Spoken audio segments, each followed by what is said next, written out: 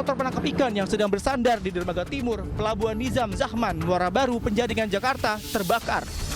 Kencangnya hembusan angin membuat api juga membakar ke kapal motor penangkap ikan lainnya. Sejumlah anak buah kapal berusaha memadamkan api dengan alat seadanya. Belum diketahui penyebab pasti dari peristiwa kebakaran ini. Namun diduga api berasal dari korsleting listrik di ruang mesin. Api padam setelah 8 unit mobil pemadam kebakaran dikerahkan ke lokasi. Sementara kasus terbakar kapal tersebut kini ditangani Polsek Muara Baru, Jakarta Utara. Tim Liputan iNews melaporkan. Ada pria yang mengaku nabi, nabi palsu ya. Nabi palsu ini menghebohkan nih. warga Kota Tebing Tinggi, Sumatera Utara, dan akhirnya yang bersangkutan ditangkap oleh polisi. Ya, sebelumnya di media sosial ini viral, pemirsa. Kemudian pelaku diamankan di Mapolres Tebing Tinggi dan masih dalam tahap pendalaman. Saya, Janes Kilondias. Saya adalah nabi yang diutus untuk mendampingi umat muslim. Saya adalah nabi yang memiliki... Inilah video yang menampilkan Janes Kilondias, pria yang mengaku nabi. Yaitu video viral tersebut diunggah oleh akun sosmed Facebook bernama Nabi Janes pada 19 Maret 2024. Rasa. Dalam video, pelaku bahkan mengaku diputus untuk membubarkan agama Islam. Video berdurasi 30 detik tersebut pun telah dibagi sebanyak lebih dari 1.000 kali dan mendapat ribuan komentar dari netizen. Usai videonya viral, pelaku pun langsung ditangkap petugas Satindelkam Polres Tebing Tinggi. Pelaku yang diketahui berdomisili di Kota Tebing Tinggi langsung digiring ke Mapolres Tebing Tinggi. Sejauh ini laporan dari masyarakat maupun dari patroli cyber Polres Tebing Tinggi didapati adanya laporan dimaksud, dan kita bersama rekan-rekan lainnya melakukan koordinasi dan pengamanan. Sejauh ini yang bersangkutan sudah kita amankan dan sudah kita dalami, sementara sedang berproses. Guna pengusutan lebih lanjut, pelaku kini masih dalam pemeriksaan di Mapolres Tebing Tinggi. Dari Tebing Tinggi, Sumatera Utara, Abdullah Sani Hasibuan, iNews melaporkan.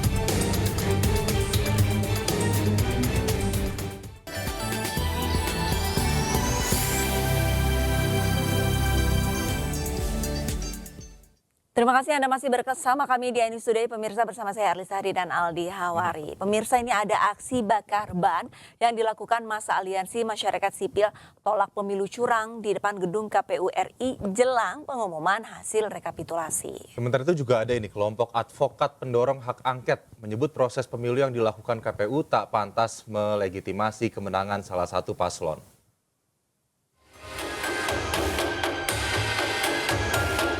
Hingga malam hari, masa aksi masih bertahan di depan gedung Komisi Pemilihan Umum Republik Indonesia untuk berorasi. Orasi sempat ditunda untuk beristirahat dan berbuka puasa. Masa yang berkumpul sejak pukul 2 siang tadi menyampaikan sejumlah tuntutan, diantaranya menolak hasil pemilu curang, serta meminta KPU mendiskualifikasi paslon nomor urut 2 Prabowo Gibran. Tak hanya Aliansi Masyarakat Sipil, Presidium Advokat Hak Angket DPR RI juga turut hadir dalam orasi dan berharap hak angket diluncurkan karena proses pemilu curang tak layak melegitimasi kemenangan salah satu paslon. Dari Jakarta, Camar Henda, Bagus Prasetya Adi, iNews melaporkan. Sementara itu, usai penetapan pemenang Pilpres 2024, Capres Prabowo Subianto mengucapkan terima kasih kepada seluruh rakyat Indonesia yang telah menggunakan hak pilihnya. Sementara Cawapres Gibran Rakabuming Raka ini berjanji akan merangkul lawan-lawan politiknya.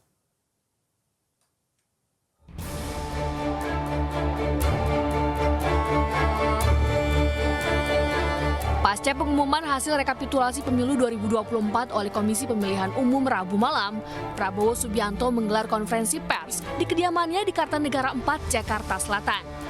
Dalam konferensi persnya, Prabowo mengucapkan terima kasih kepada seluruh rakyat Indonesia yang telah menggunakan hak pilih pada pemilu 2024. Prabowo juga menyebut mendapat banyak ucapan selamat dari kepala negara hingga duta besar dari negara yang memantau jalannya pemilu 2024. Saya atas nama pribadi dan atas nama pasangan calon presiden dan wakil presiden 02 Prabowo Subianto dan Gibran Rakabuming Raka, dan juga atas nama Koalisi Indonesia Maju yang telah mengusung kami, ingin menyampaikan terima kasih dan penghargaan setinggi-tingginya kepada seluruh rakyat Indonesia yang telah menggunakan hak pilihnya pada pemilu tahun 2024. Pemilihan umum yang telah kita laksanakan diakui oleh dunia, yang disampaikan kepada saya melalui ucapan-ucapan dan surat-surat oleh banyak kepala negara, kepala pemerintah, dan para duta besar. Mereka yang memantau jalannya pemilihan umum kita menyatakan sangat terkesan atas lancarnya pemilihan umum kita, atas tertibnya,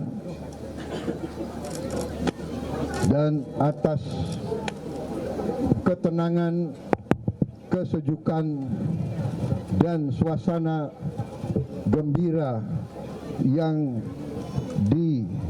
dirasakan terjadi pada hari pemilihan umum tersebut tanggal 14 Februari yang baru lalu. Sementara itu, calon wakil presiden nomor urut 2 Gibran Rakabuming Raka berjanji akan merangkul lawan-lawan politiknya usai pengumuman hasil pemenang Pilpres yang ditetapkan KPU. Nanti ajakan ke 0103 bersama saja. Hanya semuanya kira, semuanya kan punya visi misi untuk memajukan bangsa. Yaitu kalau mau dirangkul. Pelantikan Presiden dan Wakil Presiden Republik Indonesia dijadwalkan pada tanggal 20 Oktober 2024. Tim Liputan, iNews melaporkan. Baik, pemirsa, untuk mengetahui situasi terkini di kediaman Capres nomor urut 2 sudah ada rekan kami Muhammad Zulhilmi di Kertanegara, Jakarta Selatan. Iya, selamat pagi Hilmi. Bagaimana nih situasi di rumah Capres Prabowo Subianto pada pagi hari ini, Hilmi? Ya, selamat pagi Aldi, Arlista, dan juga pemirsa. Dapat kami sampaikan bahwa untuk saat ini di kawasan Kertanegara 4 atau di rumah pemenangan TKN Prabowo Gibran ini dapat kami sampaikan tidak ada aktivitas berarti di sini. Tadi kami juga sempat mengonfirmasi kepada humas dari TKN Prabowo Gibran bahwa untuk sejauh ini belum ada agenda baik itu terkait Prabowo Subianto ataupun terkait Gibran Rakabuming Raka. Namun dapat kami sampaikan jika kami memantau di Kertanegara 4 ini diperkirakan Prabowo Subianto berada di dalam rumah ini sebab mobil yang biasa digunakan oleh Prabowo Subianto ini terparkir di halaman rumah ini. Dan dapat kami sampaikan pula bahwa untuk saat ini juga sudah ada sejumlah karangan bunga yang berisi ucapan selamat kepada pasangan Prabowo Gibran yang telah dinyatakan oleh KPU sebagai pemenang pemilu Pilpres 2024. Kemudian merespon dari gugatan yang dilayangkan oleh kubu 01 semalam dalam keterangan persnya, yakni Wakil Dewan Pengarah Tim Kampanye Nasional TKN Prabowo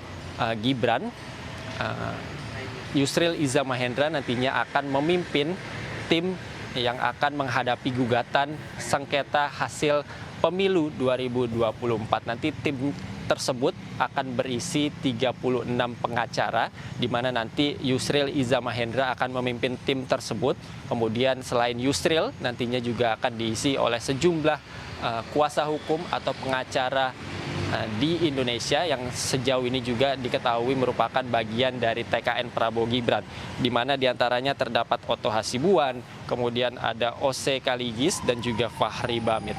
Namun untuk saat ini pun kami juga masih menunggu apakah tim tersebut nantinya akan jadi untuk menghadapi gugatan yang dilayangkan oleh kubu 01 ataupun nanti juga akan dilayangkan oleh kubu 03. Dan seperti kita ketahui bersama bahwa semalam KPU telah menyelesaikan rekapitulasi perolehan suara di 38 provinsi dan 128 wilayah luar negeri. Dari hasil tersebut KPU menetapkan pasangan Prabowo Gibran ini sebagai pasangan yang unggul, di mana Prabowo Gibran memperoleh suara mencapai 96 juta atau sebanyak 58,58%, diikuti oleh pasangan nomor 01 yakni Anies Muhaimin Iskandar dengan memperoleh 24,95%. Kemudian di posisi ketiga ada Ganjar Mahfud dengan perolehan suara mencapai 16,47%. Dan kami masih memantau bagaimana aktivitas yang nantinya akan dilakukan di TKN Prabowo Gibran di Kertanegara 4 ini. Demikian Aldi Arlista. Baik, terima kasih Muhammad Zulhilmi. Belum ada kegiatan di Kertanegara. Kita nantikan bagaimana eskalasi di sana nantinya. Terima kasih Zulhilmi atas laporan Anda. Baik, pemirsa, tim kuasa hukum pasangan Anies Muhaimin pada pagi ini mendaftarkan gugatan hasil pemilu 2024 ke Mahkamah Konstitusi. Dan menurut Anies, pemirsa, gugatan ke MK dilayangkan pada hari ini untuk memperbaiki kejanggalan yang ada selama pemilu. Sementara itu, Capres Ganjar Pranowo juga akan melakukan langkah yang sama, yaitu dengan menggugat hasil pemilu ke MK. Kemudian yang kedua, saya tegaskan sekali lagi, proses dan hasil sama-sama penting. Karena proses yang benar akan memberikan hasil yang benar pula. Dan bila ada proses yang bermasalah, maka hasilnya bermasalah pula. Jadi kita ingin menegaskan kepada semua bahwa apa yang kita alami, kita saksikan, dan disaksikan oleh begitu banyak. Media pun menyaksikan, publik pun menyaksikan. Dari mulai aspek kebijakan nih, aturan sampai eksekusi ada banyak di situ problem. Nah, kita ingin agar itu semua dikoreksi. Kalau ini jelang pengumuman gimana Mas Ganjar sama Pak Mahfud? Kita udah siap, kita udah nyiapin banyak hal ya. Tim hukum kita juga sudah siap, maka kita akan ikuti proses. Insya Allah semua teman-teman sudah menyiapkan dengan baik. Tinggal nanti timingnya kapan, waktunya kapan, respon-respon itu akan kita berikan. Pak, sengketa di MK nanti. Sementara itu, pemirsa, Mahkamah Konstitusi ini membuka pendaftaran gugatan perselisihan hasil pemilihan umum pemilu 2024. Ya, PHPU ini dibuka 3 kali 24 jam, pemirsa, setelah KPU mengumumkan hasil pemilu 2024. Sejumlah peserta pemilu telah menyiapkan gugatan ke Mahkamah Konstitusi, diantaranya tim pemenangan nasional Ganjar Mahfud yang akan mendaftarkan gugatan sengketa Pilpres 2024. Setelah pendaftaran, tim hukum TPN Ganjar Mahfud akan menunggu panggilan dari MK. Selain itu, pasangan nomor urut 1 Anies Muhaimin pagi ini telah mendatangi Mahkamah Konstitusi untuk mendaftarkan gugatan hasil Pilpres.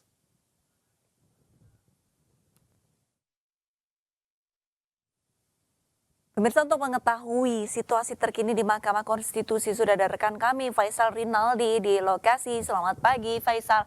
Bagaimana nih suasana di MK terkait pendaftaran hasil kecurangan pemilu? Ya, baik, selamat pagi Aldi Arlista dan juga pemirsa. Memang saat ini proses pendaftaran permohonan pembatalan hasil pemilu 2024 atau Pilpres 2024 dari Timnas Amin atau dari pihak 01 memang saat ini masih berlangsung. Nah, Aldi Arlista dan juga pemirsa, kami akan menunjukkan bagaimana visual ataupun situasi terkini di Gedung 3 Mahkamah Konstitusi atau tempat didaftarkannya pengajuan permohonan perselisihan hasil pemilihan umum dan juga hasil dari Pilpres dan juga Wakil Presiden 2024. Bisa dilihat di layar kaca Anda Aldi Arlista dan juga pemirsa, memang tidak nampak daripada proses dari pendaftaran atau pengajuan, yakni yang memang dipimpin oleh Kapten dari Timnas Amin sendiri, yakni Sauki, dan juga Co-Kapten dari Timnas Amin, yakni Tom Lembong begitu. Dan tadi juga kami memantau di sini Aldi Arlista dan juga pemirsa, memang proses daripada pengajuan ini sudah dimulai sekitar pukul 8.30 waktu Indonesia Barat pada pagi tadi, di mana pada pagi tadi diawali dengan daripada perwakilan daripada tim hukum nasional dari Amin lain begitu, di mana ada beberapa dari anggota dari tim hukum sendiri yang memang mengajukan daripada permohonan perselisihan hasil Pilpres ini. Dan tadi juga baru saja sekitar 10 menit yang lalu Arlista, Aldi dan juga pemirsa baru saja tiba daripada kapten dan juga ko-kapten dari Timnas Amin dan juga ketua dari tim hukum nasional Amin itu sendiri, yakni Ari Yusuf begitu. Dan Aldi, Arlista dan juga pemirsa, dapat kami sampaikan pula bahwa memang betul pada hari ini pihak dari 01 mengajukan gugatan begitu atau mendaftarkan permohonan pembatalan keputusan KPU nomor 360 tahun 2024 tentang penetapan hasil pemilu. Dan memang tadi untuk pendaftaran tersebut tadi sudah dimulai sekitar 8.30 waktu Indonesia Barat pagi tadi, dan informasinya juga Anies Baswedan dan juga Muhaimin Iskandar tadi sebelumnya juga sempat melaksanakan konferensi pers begitu atau memberikan keterangan pers kepada media di rumah pemenangan Amin yang berada di Jalan Diponegoro pada pagi tadi. Dan sebelumnya juga Aldi, Arlista dan juga pemirsa, pasangan Anies Baswedan dan juga Muhaimin Iskandar telah menyampaikan sikapnya terkait hasil akhir daripada rapat pleno KPU untuk pemilihan presiden 2024. Memang untuk sikap tersebut diunggah oleh Anies Baswedan dan juga Muhaimin Iskandar, dan memang di dalam video tersebut Anies Baswedan mengaku atau mengatakan bahwa proses pemilihan itu penting untuk dipastikan terbuka, adil dan bebas dari tekanan. Kemudian juga pula menurut Anies Baswedan, menurutnya tanpa proses yang kredibel, legitimasi calon yang terpilih atau keputusan bisa menyebabkan keraguan. Dan dalam pernyataan sikap tersebut pula atau di dalam video, Anies juga menyebutkan telah mengumpulkan sejumlah bukti-bukti untuk dibawa ke Mahkamah Konstitusi yakni pada hari ini. Dan Aldi, Arlista dan juga pemirsa, senada dengan Anies Baswedan, Muhaimin Iskandar juga pula merasakan sepanjang perjalanan Pilpres 2024 ia juga merasakan menemukan begitu banyak ketidaknormalan, kemudian juga kekurangan dan juga pembiaran terhadap proses yang memang dinilai tidak wajar. Oleh sebab itu pasangan calon nomor 1 Anies Baswedan dan juga Muhaimin Iskandar mengajukan gugatan atau permohonan pembatalan putusan KPU terkait 360 tahun 2024 tentang hasil pemilu yang memang sudah diumumkan. Dan Aldi, Arlista dan juga pemirsa, memang sebelumnya KPU telah menetapkan pasangan calon nomor urut 2 Prabowo Subianto dan juga Gibran Raka Buming Raka sebagai pemenang Pilpres 2024. Dari hasil rekapitulasi KPU dari 38 provinsi Indonesia, Prabowo Subianto dan juga Gibran Raka Buming Raka memperoleh suara sekitar sebanyak 96 juta suara. Demikian Aldi, Arlista, kembali ke Anda. Baik, terima kasih Faisal Rinaldi atas laporan Anda dari Mahkamah Konstitusi. Ini Timnas Amin sudah berada di sana ya untuk memberikan laporan terkait dengan hasil sengketa penetapan hasil Pilpres 2024 kemarin. Dan sepertinya tadi dikatakan juga oleh Faisal, nanti Timnas dari 03, maksud kami TPN, ya. Ganjar Mahfud juga nampaknya juga melakukan hal serupa ya, menggugat hasil Pilpres 2024. Masih mengenai tentang pemilu dan juga mengenai gugatan nih pemirsa, ini Komisi Pemilihan Umum ini resmi mengumumkan hasil pemungutan suara pemilu 2024 untuk pasangan calon presiden. Dan dengan hasil sebagai berikut. Kita lihat ya, ini pemirsa. Ada Anies Baswedan, Muhaimin Iskandar yang memperoleh 24,9% suara. Prabowo Subianto, Gibran Raka Buming Raka memperoleh 58,6% suara. Dan Ganjar Pranowo Mahfud MD memperoleh 16,5% suara.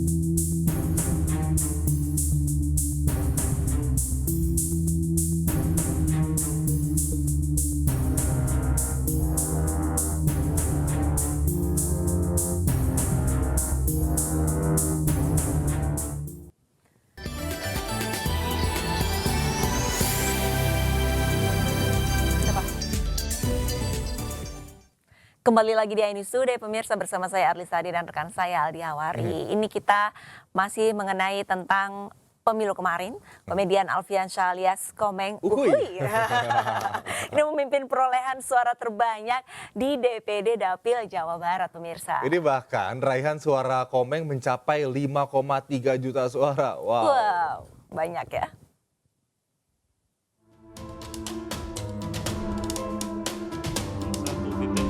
KPU RI mengesahkan perolehan suara pemilihan calon anggota DPD daerah pemilihan Jawa Barat dalam rapat pleno rekapitulasi hasil penghitungan suara pemilu di tingkat nasional di kantor KPU Rabu kemarin. Komedian Alfiansyah Komeng mendapatkan suara tertinggi sebanyak 5.399.699 suara. Menariknya, saat KPU Jabar menyebutkan perolehan suara dari calon Alfiansyah alias Komeng, peserta rapat yang hadir pun langsung menyahut, "Uhuy!" Calon 10, 5, 3, 9, 9, 6, 9, 9. Saya ulangi, nomor 10, 5, 3, 9, 9, 6, 9, 9. Komeng menempati posisi pertama dengan perolehan suara tertinggi caleg DPD di Jabar.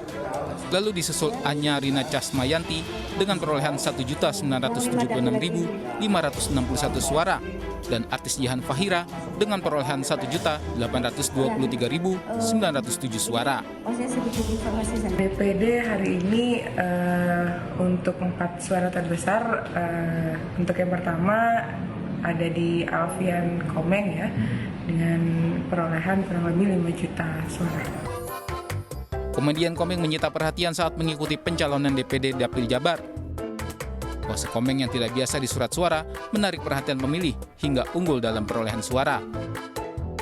Dalam pemilihan anggota DPD, setiap provinsi memilih 4 orang wakilnya untuk melenggang ke Senayan. Komeng pun dipastikan lolos menjadi anggota DPD. Tim Liputan melaporkan. Ya pemirsa, kalau tadi komedian Komeng berhasil melenggang ke Senayan. Nah, ternyata banyak juga pemirsa artis ataupun selebriti yang gagal dalam mencoba peruntungannya menjadi anggota DPR. Dan berikut informasinya. Ya, ini kita ada nama-nama caleg artis yang gagal nih pemirsa menjadi anggota DPR RI periode 2024-2029. Ada siapa aja? Dari PAN ada Ayu Azhari, kemudian Charlie Van Houten, Opi Kumis dan juga Christina. Kemudian dari PDIP ada Anang Hermansyah, Tarik Halilintar, Krisdayanti dan Tamara Geraldine yang gagal ya, melenggang ke Senayan. Iya, kemudian dari Partai Nasdem ada Ramzi, Krishna Mukti, Anissa Bahar, dan Coki Sitohang. Lalu kalau dari PSI pemirsa ada Giring, Badai Krispati, dan Helmi Yahya. Sementara dari P3 ada Gilang Dirga, dari PKS ada Narji, Partai Golkar ada Wanda Hamidah dan Sultan Jorgi. Ini sama-sama gagal melenggang ke Senayan. Iya, kemudian dari Partai Gerindra ada Bedu, dari PKN ada Farhad Abbas, dan dari PKB ada Norman Kamaru. Dan kemudian juga ada dari caleg Partai Gelora, Neno Warisman. Nah, ini para selebritis atau artis-artis yang gagal ke Senayan, tapi sebelumnya juga ada yang sudah pernah duduk di kursi parlemen, kemudian mencoba kembali namun gagal ya ternyata ya. Nih berbicara gagal, Aldi dan pemirsa, ini ternyata ada satu partai yang sudah dipastikan gagal menempatkan wakilnya di DPR RI, yaitu adalah P3. Lantaran suara yang diperoleh pada pemilu 2024 ini tidak mampu menembus ambang batas parlemen 4%. Dan ini pemirsa Arisa jadi kali pertamanya P3 gagal melangkah ke Senayan. Partai Persatuan Pembangunan perolehan suara sah 5.878.777 suara.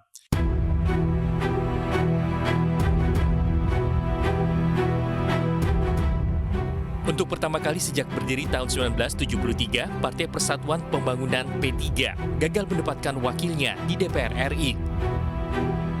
P3 tak mampu melampaui parliamentary threshold atau ambang batas parlemen 4%.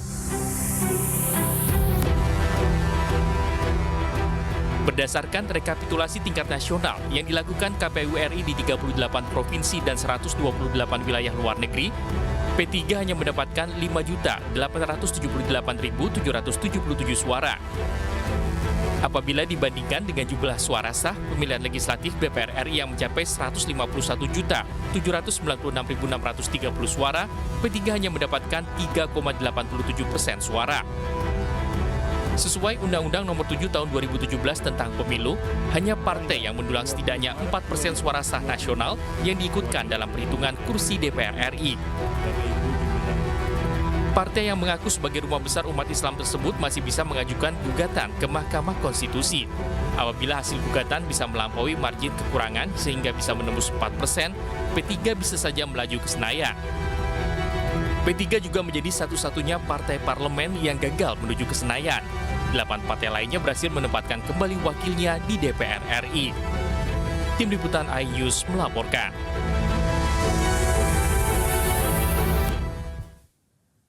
Pemirsa, Ketua Umum Partai Nasdem Surya Paloh menerima keputusan hasil Pilpres 2024 yang diumumkan oleh KPU. Namun, Paloh mengakui evaluasi dan koreksi tetap harus dilakukan.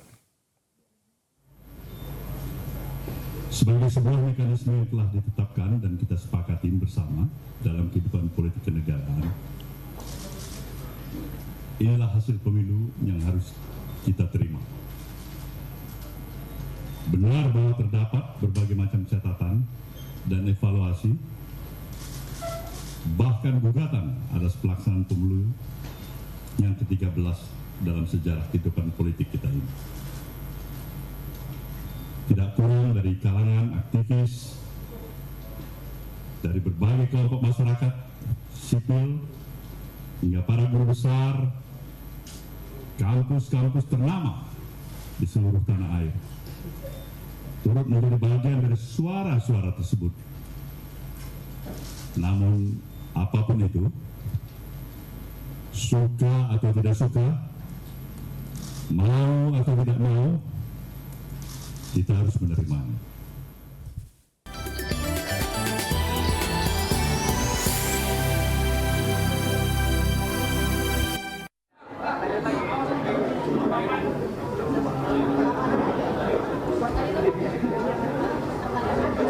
Baik ya, kita mulai ya. Terima kasih. Assalamualaikum warahmatullahi wabarakatuh. Selamat pagi bagi kita semuanya. Salam sejahtera buat kita semua. Kawan-kawan media, alhamdulillah hari ini kami resmi mendaftarkan ke Mahkamah Konstitusi. Kami sudah melakukan melalui online jam 1 malam tadi, dan pagi ini kami berserta tim hukum semua lengkap didampingin oleh Kapten Timnas kita yang kita banggakan, Kapten Shogi. Kami hadir di Mahkamah Konstitusi untuk melengkapi semua berkas-berkas yang diperlukan. Dan alhamdulillah kawan-kawan dari Mahkamah Konstitusi menerima dengan baik. Mahkamah Konstitusi cukup profesional, administrasinya sudah siap. Insya Allah proses persidangan kita akan berjalan. Dalam permohonan ini banyak hal yang kami sampaikan di permohonan ini. Tentunya dalam fakta-fakta yang kami sampaikan, kami lampirkan juga dukungan bukti-bukti di lapangan. Nah, untuk lebih detailnya kawan-kawan, nanti bukti-bukti itu akan kita lihat di proses persidangan. Ini adalah amanah kami, amanah dari rakyat Indonesia. Paling tidak kalau menurut hitungan KPU 40 juta lebih masyarakat memilih 01, belum lagi yang suara-suara yang nggak kehitung yang lain-lainnya. Tapi paling tidak itu sudah bukti nyata bahwa begitu banyaknya rakyat Indonesia yang menginginkan perubahan, menginginkan perbaikan, menginginkan Indonesia lebih maju. Oleh karena itu, tanggung jawab profesional kami dari tim hukum untuk menyelesaikan secara tuntas amanah yang dibebankan kepada kami oleh bangsa Indonesia melalui forum di Mahkamah Konstitusi ini. Insya Allah atas dukungan semua kawan-kawan media dan semua rakyat Indonesia, kita akan wujudkan kebenaran dan kita akan wujudkan keadilan. Semoga Mahkamah Konstitusi dibukakan hatinya para hakimnya untuk nanti melihat fakta-fakta ini dengan sejernih-jernihnya. Itu saja dari saya. Terima kasih. Assalamualaikum warahmatullahi wabarakatuh. Ada yang mau ditanyakan? Silakan. Insya Allah beliau hadir. Insya Allah beliau hadir. Yang lain?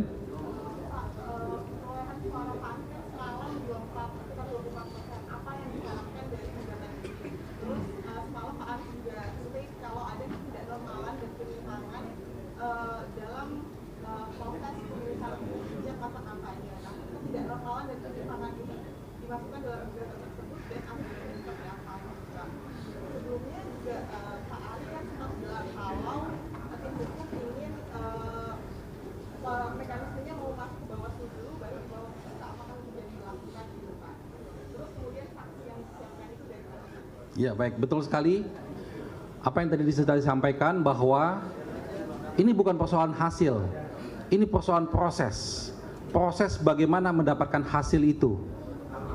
Kita menginginkan bahwa pemilu ini berjalan dengan jujur, dengan adil, dengan bebas. Tapi fakta yang kami temukan tidak seperti itu. Banyak sekali terjadi pengkhianatan konstitusi yang dilakukan secara terstruktur, sistematis dan masif. Oleh karena itu, kami menyampaikan ini di forum Mahkamah Konstitusi. Ini forum resmi, forum yang legal.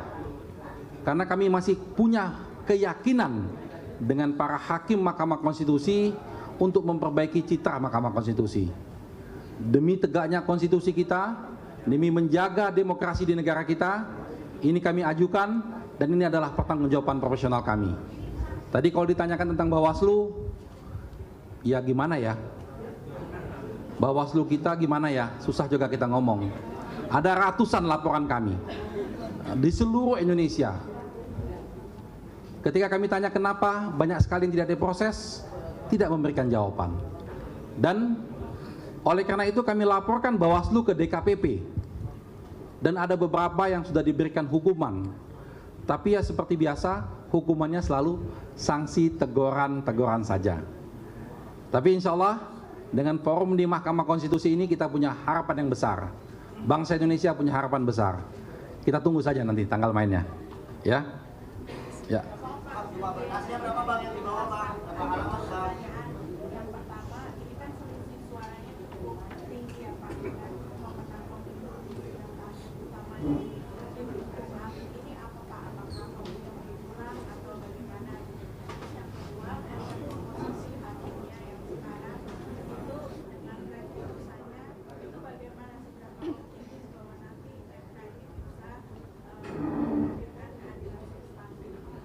Ya, betul sekali.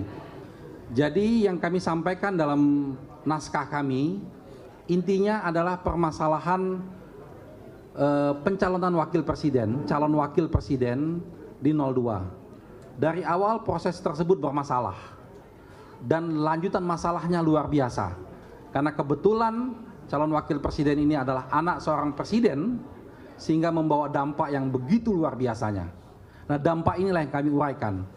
Bagaimana fakta-fakta yang kami ditemukan di lapangan, pembagian bansos yang begitu masif, aparat penyelenggara pemilu ikut main, aparat pemerintah ikut main, itu semua kami uraikan di permohonan kami.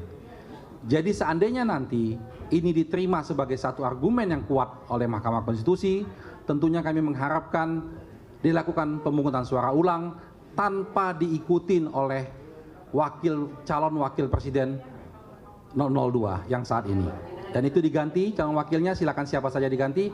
Mari kita bertarung dengan jujur, dengan adil, dengan bebas. Komposisi hakim kami optimis, ya, karena kita melihat bahwa pimpinan yang sekarang ini pimpinan yang punya track record yang baik, yang bagus, dan beliau kemarin pada waktu putusan kasusnya 90 sudah menunjukkan sikapnya. Ya, dan juga ada 2 hakim yang baru yang darah segar dan kami tahu juga track recordnya baik. Jadi insya Allah kami optimis dengan hakim-hakim yang ada di Mahkamah Konstitusi.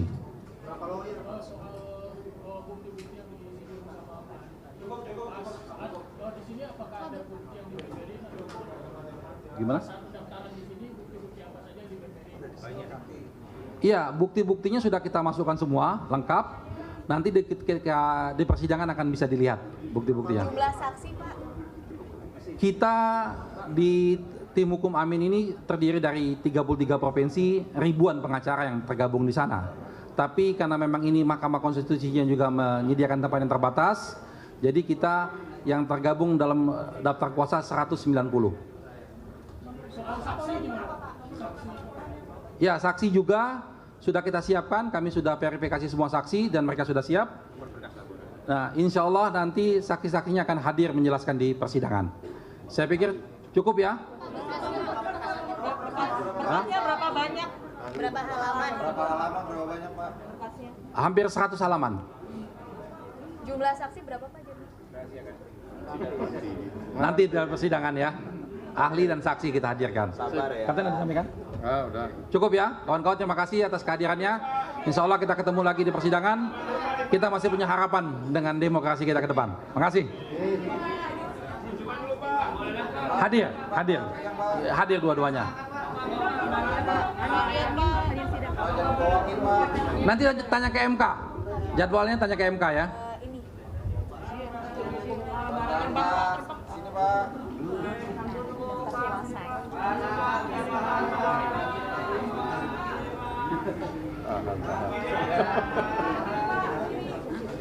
Dah.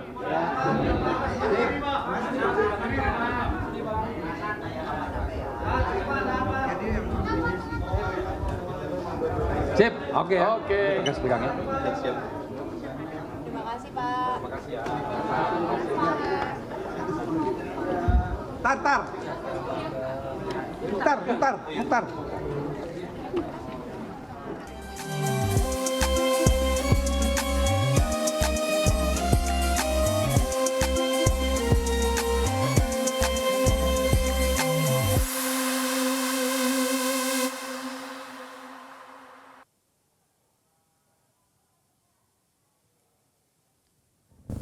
Iya, Aldi dan pemirsa nih, walaupun jam buka puasa ini masih lama, tapi kami ada informasi yang mungkin bisa menjadi alternatif menu pilihan untuk berbuka puasa itu, nanti. Arlista, hari ini? Ada bubur beras yang gurih dengan sayur lodeh tempe yang menjadi menu utama berbuka puasa bagi jamaah masjid di Bantul saat bulan suci Ramadan. Nah, tradisi berbuka puasa bersama di masjid dengan menu bubur lodeh ini adalah warisan turun-temurun ternyata sejak zaman nenek moyangnya mereka dulu.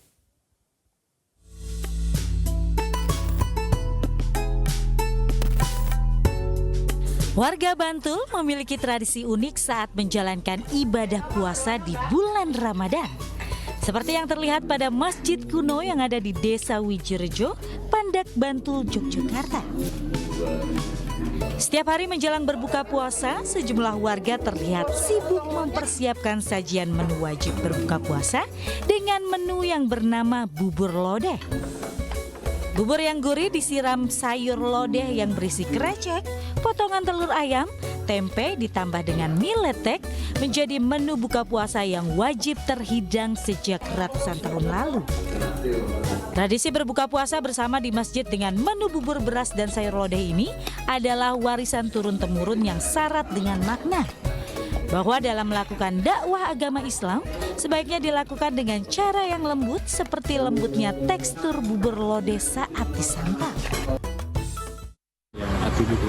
Bubur itu sendiri yang teksturnya lemah, lembut, ini dikandung maksud bahwa untuk menyampaikan ajaran agama Islam juga harusnya lemah lembut, tidak dengan jalan kekerasan, sehingga mudah dicerna, mudah dipahami dan mudah diamalkan. Sama halnya dengan tadi bubur yang untuk takjil itu cocok di perut, tidak menimbulkan rasa sakit. Selama bulan Ramadan, Masjid Sabilur Rosyad ini menyediakan kurang lebih 300 hingga 500 porsi bubur lodeh setiap harinya bagi jamaah masjid untuk berbuka puasa. Dari Bantul, Yogyakarta, Trisna Purwoko, iNews melaporkan. Ya pemirsa, karena Ainus Today ini visioner, tadi kita sudah kasih menu berbuka puasa, alternatif menu buka padahal puasa. buka puasanya masih lama. Ya, masih sekitar 8 jam lagi 8 jam lah ya. lagi. Pemirsa, ini juga walaupun lebaran juga masih beberapa pekan lagi, atau lebih tepatnya ya kurang lebih 20 hari lagi pemirsa. Warga Jakarta ini sudah ramai mengantri di layanan penukaran uang baru. Iya, tapi ternyata juga banyak warga yang kecewa lantaran gagal nih menukar uang akibat belum mendaftar secara online.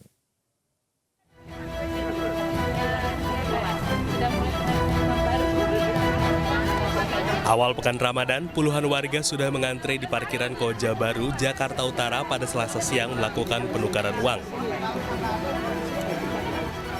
Namun tidak semua warga mengetahui jika penukaran uang baru harus melakukan pendaftaran secara online terlebih dahulu, sehingga ada warga yang berakhir kecewa. Biasanya manual tiap tahun, ini online, makanya saya buat shopping aja duitnya udah. Tapi begitu kecewa nggak sih Bu? Iyalah kecewa lah, orang biasanya manual yang gaptek kan yang nggak ngerti internet kan gaptek bagaimana.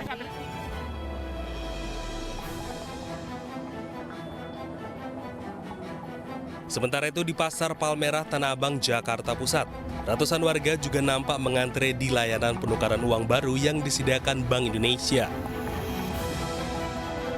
Sebelumnya mereka telah mendaftar secara online melalui website Bank Indonesia di www.pintar.bi.go.id. Sejumlah warga mengaku sengaja menukarkan uang baru jauh sebelum Lebaran agar tidak kesulitan mendapatkan uang baru saat mendekati Lebaran. Uang itu nantinya akan mereka bagikan kepada sanak, keluarga, dan tetangga saat Hari Raya Idul Fitri. Alhamdulillah sih enggak sih, karena aku benar-benar standby banget dari H-7 dibukanya bank keliling ini. Diketahui penukaran uang menjadi pecahan uang baru dibatasi. Setiap orang hanya diperbolehkan menukarkan uang maksimal 4 juta rupiah. Sementara itu, kuota warga di setiap lokasi penukaran uang berbeda-beda, mulai dari 200 hingga 300 orang per harinya di setiap satu titik lokasi.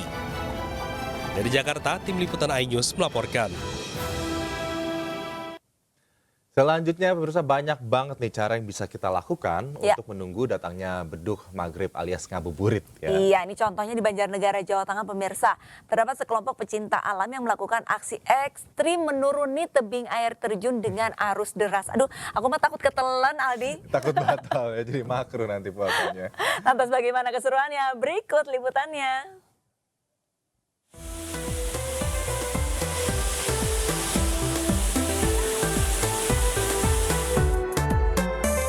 Udara yang sejuk dan indahnya air terjun akan menyambut wisatawan yang mengunjungi Curug Pitu Sigaluh di Banjarnegara, Jawa Tengah.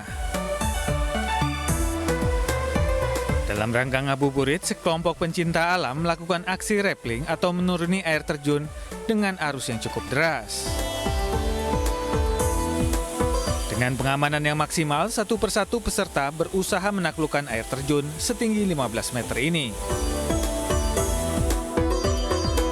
Butuh keberanian, kekuatan fisik, serta konsentrasi tinggi untuk menaklukkan medan yang terjal, serta bebatuan yang licin di Curug Pitu Sigaluh. Iya, ngabuburit. Ini dengan apa kegiatan apa namanya? Rappellingan. Menuruni tebing ini ya? Tebing. Tinggi berapa sih? Sekitar 15 meter. Ini memang air terjun? Iya. Licin nggak? Licin. Tingkat kesulitannya apa? Itu sih batu yang licin terus sama arus yang terlalu deras. Pengamanannya kita cek perlengkapan dulu sebelum kita menggunakannya. Terus yang kedua kita dua angkor di atas, terus di bawah ada belayernya untuk mengendalikan ketika anak-anak itu goyah. Ya. Untuk caranya adalah teknisnya tadi sudah kita briefing, turunnya seperti apa, karena untuk turun itu telapak kaki harus betul tapak di tebing. Nah, bagi pemirsa yang memiliki keberanian sekaligus ingin ngabuburit, Anda bisa mencoba rappelling di Curug Pitu Sigaluh. Dari Banjarnegara, Jawa Tengah, Elis Novit, iNews melaporkan.